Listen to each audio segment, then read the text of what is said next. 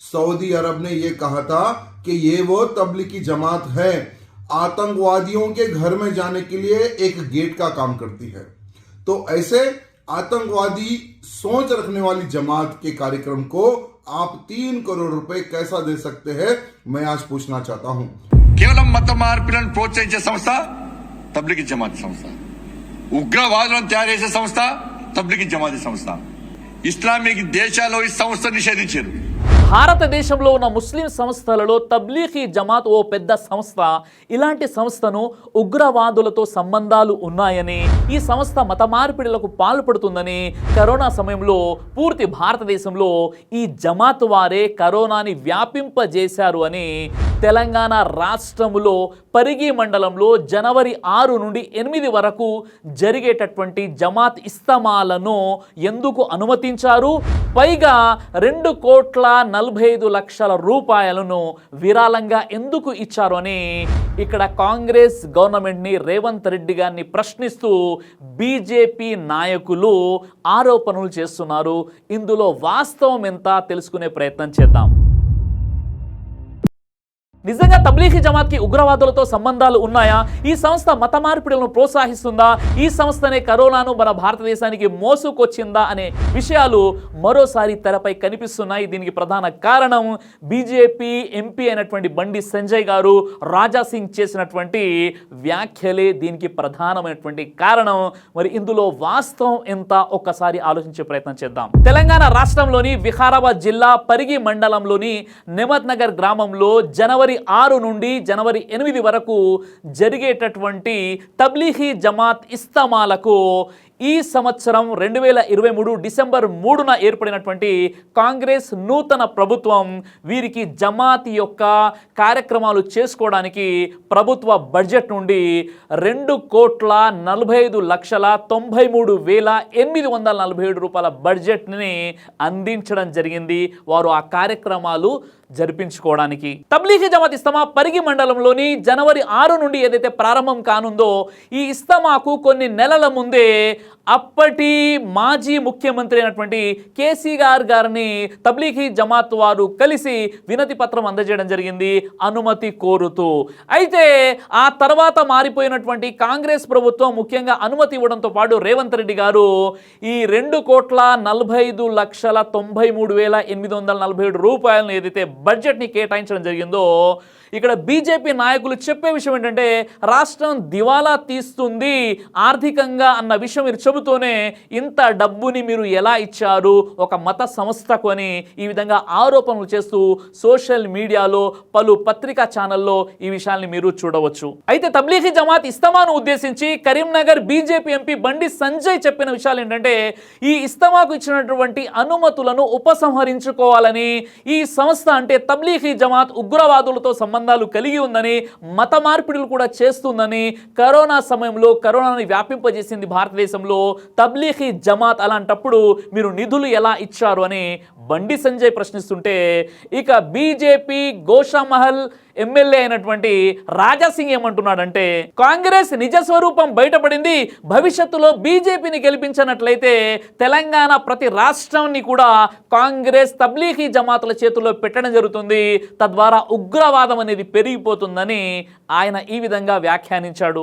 మరోవైపు విహెచ్పి నేతల బృందం ఒకటి తెలంగాణ డీజీపీ అయినటువంటి రవి గుప్తా గారిని కలిసి ఒక వినతి పత్రం అందజేయడం జరిగింది.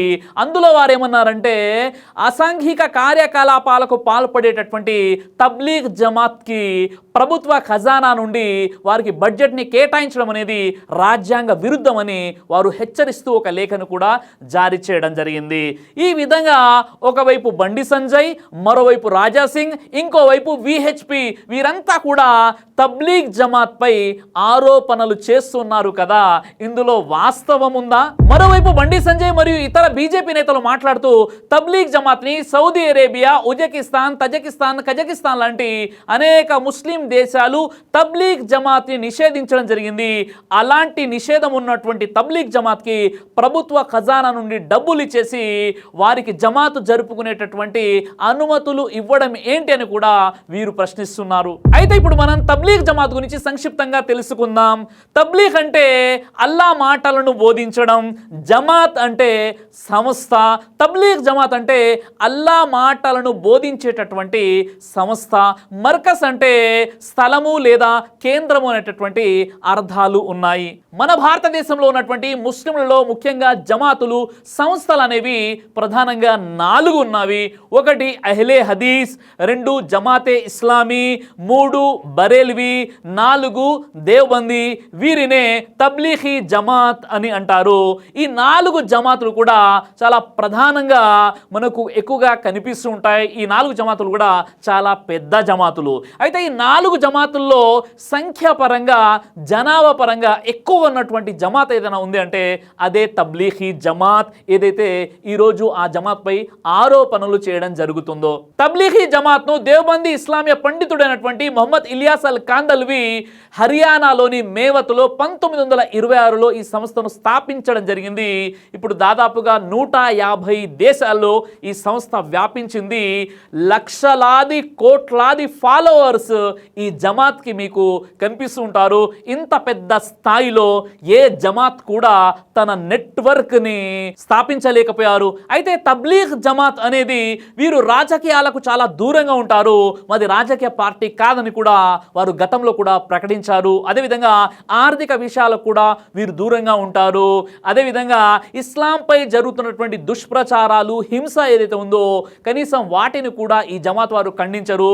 ఎలాంటి ప్రొటెస్ట్లో కూడా వీరు పాల్గొనరు. ఒక్క మాటలో చెప్పాలంటే తబ్లీగ్ జమాత్ వారు సోషల్ మీడియాకు, రాజకీయాలకు చాలా దూరంగా ఉంటారు. కరెంట్ అఫైర్స్ పై కూడా వీరు స్పందించరు. ముస్లింలలో ఏదైనా కొన్ని సందర్భాల్లో కొన్ని ఉద్యమాలు జరుగుతుంటే అలాంటి ఉద్యమాలను కూడా వీరు ప్రోత్సహించరు. వీరు చేసేటటువంటి పని ఏంటయ్యా అంటే, వీరు చెప్పే మాటలు ఏంటంటే, ఎవరైతే ముస్లిం కుటుంబాలలో పుట్టి పేరుకు ముస్లిం పేరు పెట్టుకొని ఎవరైతే నమాజులు కూడా చదవకుండా ఉన్నారో వారికి వెళ్ళి ఇస్లా పని చేస్తుంటారు. అంటే ధార్మికంగా వారిని సంస్కరిస్తూ ఉంటారు. దానికి సంబంధించి చిల్లా అని చెప్పేసి 4 నెలలు లేదా 40 రోజులు వారు ఇంటి నుండి ఇతర ప్రదేశాలకు వెళ్ళి, మారుమూల ప్రాంతాలకు వెళ్ళి, ఎక్కడైతే మసీద్ ఉంటుందో ఆ మసీదులో వీరు స్థావరాలను ఏర్పాటు చేసుకొని అక్కడ ఉండేటటువంటి స్థానిక ముస్లింలను సంస్కరించి వారికి కలిమా, ప్రవక్త ముహమ్మద్ సల్లల్లాహు అలైహి వసల్లం వారి జీవితం గురించి చెబుతూ ఈ విధంగా ముస్లింలను ధార్మికంగా ఎడ్యుకేట్ చేసేటటువంటి ప్రయత్నం చేస్తారే తప్ప ముస్లిమేతరులకు ఇస్లాం గురించి చెప్పరు. మత ప్రచారం అస్సలే చేయరు. మత మార్పిడులకు పాల్పడినటువంటి ఒక్క ఆధారం కూడా ఇంతవరకు లేదు. అలాంటి ఒక స్వచ్ఛంద సంస్థను తీసుకొచ్చేసి ఇలాంటి ఆరోపణలు కల్పించడం అనేది ఎంత దారుణమైన విషయమో ఒక్కసారి మీరు ఆలోచించండి. అసలు తబ్లీగ్ జమాత్ వారు ఇస్తమాలలో బోధించే విషయాల్ని నెంబర్ 6 సూత్రాలు అని అంటారు. 1 ఈమాన్ అంటే కలిమా ఏంటో మనం తెలుసుకోవాలి. 2ది నమాజ్, ప్రతిరోజు కూడా 5 పూటలు నమాజ్ చదవాలి. 3వది ఇల్మ్ మరియు జికర్ అంటే మీరు ధర్మాన్ని నేర్చుకోండి, జ్ఞానాన్ని పెంచుకుంటేనే దైవాన్ని మీరు స్మరించవచ్చు అని అంటారు. ఇక 4వది ఇక్రామే ముస్లిం అంటే పెద్దల్ని గౌరవించడం, పండితుల్ని గౌరవించడం, చిన్నలపై కరుణ చూపించడం. ఇక 5వది ఇఖ్లాసే నియత్ అంటే సంకల్ప శుద్ధి సరిగ్గా ఉండాలి, ప్రదర్శన బుద్ధి ఉండకూడదు, ఏది చేసినా దైవం కోసం నిష్టగా చెయ్యాలి అని చెప్తూ ఉంటారు. ఇక 6వ విషయం ఏంటంటే దావతే ఇలల్లాహ్ అంటే అల్లా మాటలను చెప్పాలి. ఎవరికి? ముస్లిమేతరులు కాదు, ముస్లింలకు చెప్పాలి.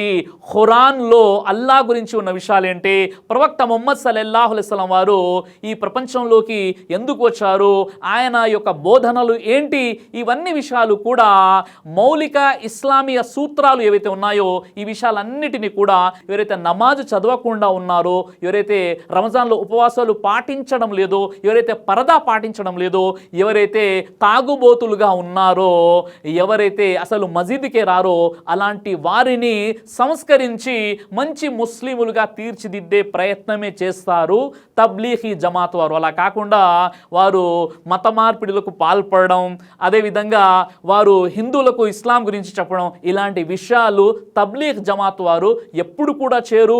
వారి యొక్క ఎజెండాలో లేనటువంటి విషయాలు ఇవి. కాబట్టి తబ్లీగీ జమాత్ అనేది మత మార్పిడి సంస్థ కాదు, మత సంస్కరణ సంస్థ.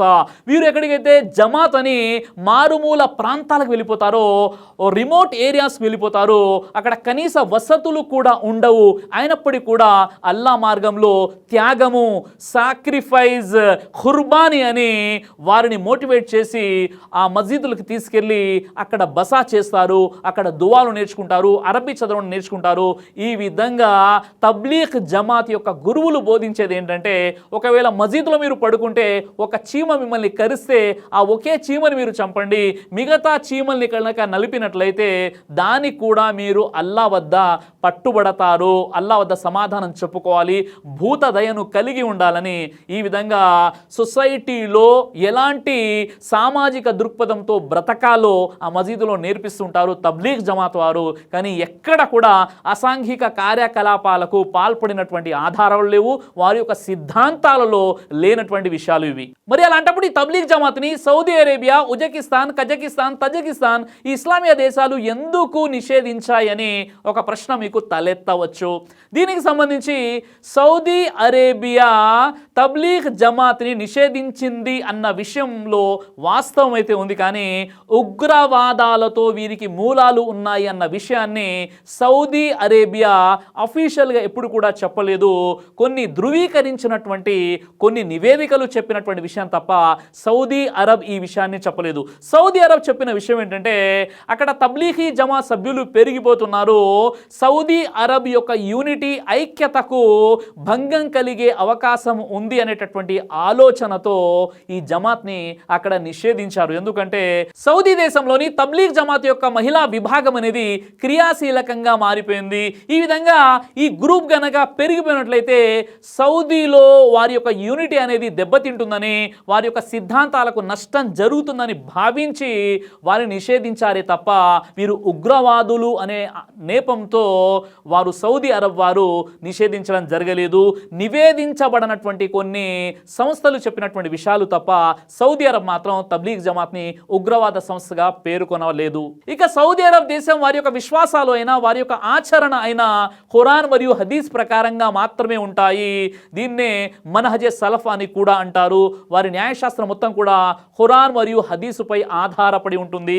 ఇతర జమాతులు ఏవైతే ఉన్నాయో, ఉదాహరణకి దేవబంది, తబ్లీగీ జమాత్ ఎవరైతే ఉన్నారో వీరు ఫికాయే హనఫియత్ని వీరు ఫాలో అవుతారు. కాబట్టి ఇలాంటి కాంట్రడిక్షన్ ఉండకూడదని చెప్పి ఈ జమాత్ని అక్కడ బ్యాన్ చేయడం జరిగింది.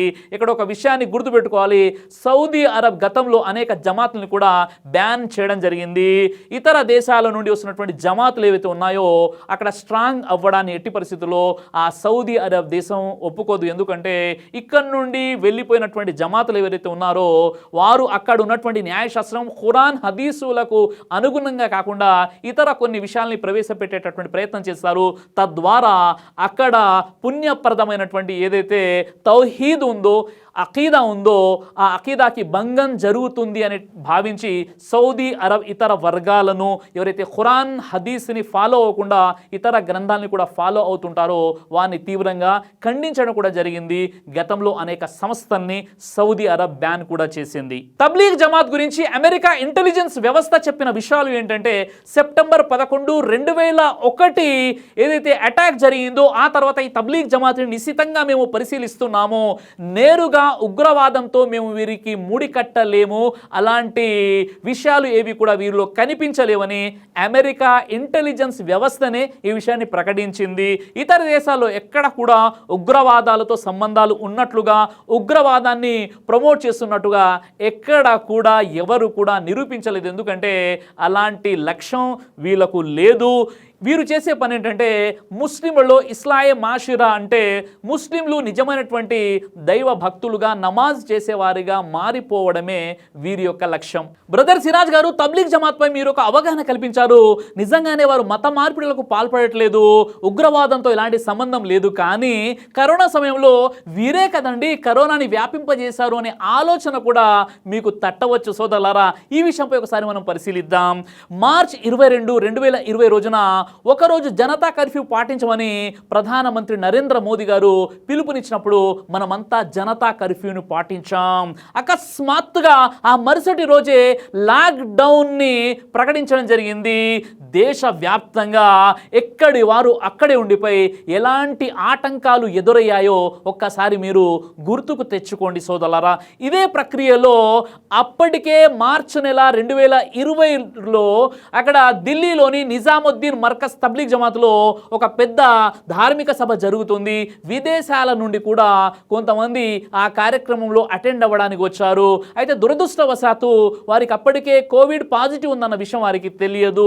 ఎవరైతే మన భారతదేశంలో ఇతర రాష్ట్రాల నుండి ఢిల్లీ మర్కజ్కి వెళ్ళారో ఆ విదేశీయుల ద్వారా మన భారత ముస్లింలు కూడా ఆ కరోనా పాజిటివ్ అనేది సోకిపోవడం జరిగింది. ఆ తర్వాత వారు తమ ప్రాంతాలకు వెళ్ళిన తర్వాత వారి ద్వారా కొంతమందికి కరోనా వ్యాపించింది అని చెప్పడంలో ఎంత మాత్రం కూడా సందేహము లేదు. కానీ ఇది ఉద్దేశపూర్వకంగా జరగలేదు.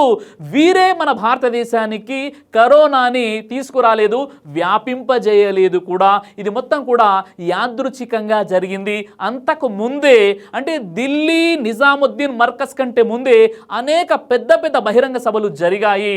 విదేశాల నుండి ఇతరులు కూడా వచ్చారు. ఈ విధంగా కరోనా అనేది ఎక్కడైతే జమాత్ వారు వెళ్ళలేదో అక్కడ కూడా ఆల్రెడీ కరోనా పాజిటివ్ కేసులు కూడా బయటపడినటువంటి అనేక ఆధారాలు ఆనాడు నేను నా యొక్క వీడియోస్ ద్వారా కూడా తెలియచేశాను. ఏదేమైనప్పుడు కూడా ఉద్దేశపూర్వకంగా వీరు కరోనాని వ్యాపింపజేయలేదు, వీరికి తెలియదు కూడా.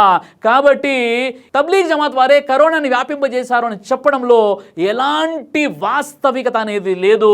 కొన్ని టీవీ ఛానల్ అయితే పని కట్టుగా వారు ఏం చేశారంటే తబ్లీగ్ జమాత్ వారిపై లేని పోని నిందలు వేసేసి చివరికి వారిపై కేసు బుక్ అయిపోయి ఆ మర్కజ్కి మూతబడిపోయింది కూడా. అలాంటి సందర్భాలు కూడా మనం చూసాం. ఆ తర్వాత అలహాబాద్ హైకోర్టు పూర్తిగా ఇది అవాస్తవం అని చెప్పేసి ఆ కోర్టు తీర్పును కూడా ఇవ్వడం జరిగింది. కొంతమంది అయితే పని కట్టుకొని టీవీ ఛానల్స్ వారు ఏం చేశారంటే కొన్ని ఫ్యాబ్రికేట్ వీడియోస్ని జత చేసి తబ్లీగ్ జమాత్ ముస్లింలపై తమ కడుపులో ఉన్నటువంటి మలాన్ని నోటితో కక్కే ప్రయత్నం చేసి చివరికి అపనిందల పాలైపోయారు. అసలు కరోనా అనేది కోవిడ్-19 అనేది రాక ముందు నుండి ఉన్నటువంటి వీడియోస్ని వెతికి మరి తమ పైశాచికత్వాన్ని వారు ప్రదర్శిస్తూ ఫ్యాబ్రికేట్ వీడియోస్ని కరోనాకి జత చేసి ఆనాడు లేనటువంటి ఆక్షేపణలు తీసుకొచ్చేసి ఈనాడు ఉన్నటువంటి కరోనానికి ముడిపట్టి ఏదైతే వీడియోలని వారు ఇష్టం వచ్చినట్లుగా వ్యాపింపజేశారో తద్వారా కూడా చివరికి అపనిందల పాలైపోయారు. కాబట్టి సోదరులారా, ఇస్లాం చెప్పే విషయం ఏంటంటే మానవులంతా ఒక్కటే, మానవులందరి దైవం కూడా ఒక్కడే, పరస్పరం మానవులు సోదరులు సోదర భావంతో ఉండాలి. పొరుగువాడు ఆకలిగా ఉండి తాను మాత్రం కడుపునిన్న భుజిస్తే ఆ వ్యక్తి ముస్లిం కాజాలడని ఇస్లాం చెబుతుంది. కాబట్టి ఈ విషయాల్ని మీరు అర్థం చేసుకుంటారని నేను ఆశిస్తున్నాను. దైవ ప్రవక్త ముహమ్మద్ సల్లల్లాహు అలైహి వసల్లం వారు తెలియజేశారు, కడుపుకు సంబంధించినటువంటి అన్ని రకాల వ్యాధులకు అద్భుతమైనటువంటి ఔషధం తల్బీనా. ఇది దైవ ప్రవక్త వారి సున్నత్. మంచి ఆహారం, ఇమ్యూనిటీ బూస్టర్, ఇందులో షిఫా ఉంది. ఇది మంచి ఔషధంగా కూడా పనిచేస్తుంది. కాబట్టి పిల్లలు అయినా పెద్దలు అయినా ఎవరైనా దీనిని ఉపయోగించవచ్చు. అలాగే ఖురాన్లో దైవం తెలియజేశాడు, తేనెలో మీకు స్వస్థత ఉంది అని. కాబట్టి స్వచ్ఛమైనటువంటి తేనె కోసం మీరు సంప్రదించండి. అలాగే షాహీ హల్వాను మీరు తప్పనిసరిగా ఉపయోగించి మీ దాంపత్య జీవితంలో మంచి అనుభూతిని పొందండి. ఇందులో ఎలాంటి సైడ్ ఎఫెక్ట్స్ లేవు. ఇది కంప్లీట్గా హెర్బల్ ప్రొడక్ట్స్తో తయారు చేయబడినటువంటిది. కాబట్టి ఇక్కడ కనిపిస్తున్నటువంటి ఈ నెంబర్స్కి కాల్ చేసి మీరు ఇప్పుడే ఈ ప్రోడక్ట్ని ఆర్డర్ చేసుకోవచ్చు. కొరియర్ ఫెసిలిటీ కూడా ఉంది.